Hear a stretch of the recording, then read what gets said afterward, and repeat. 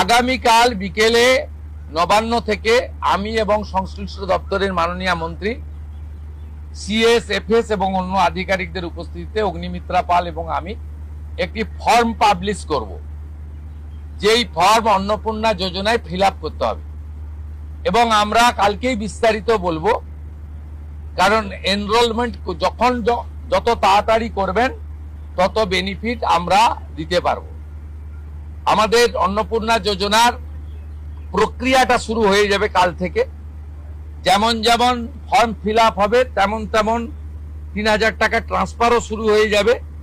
আর যতক্ষণ না ৩,০০০ টাকা ট্রান্সফার হচ্ছে, স্বাস্থ্যসাথী যেমন কন্টিনিউ রাখা হয়েছে আয়ুষ্মান ভারত কনভার্ট না হওয়া পর্যন্ত, এখানে আপনার লক্ষ্মী ভান্ডারকেও কন্টিনিউ করা হবে। বিস্তারিত কালকে আপনারা জানতে পারবেন, ফর্মের কপিও আপনারা কালকে পাবেন।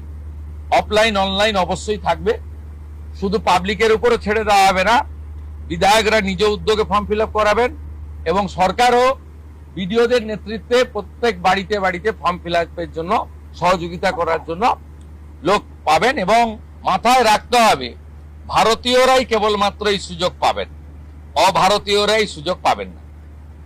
ভারতবর্ষের সরকারের টাকা বাংলাদেশ থেকে আসা অবৈধ অনুপ্রবেশকারীদের দেওয়ার জন্য নয়, এটা খুব ক্রিস্টাল ক্লিয়ার।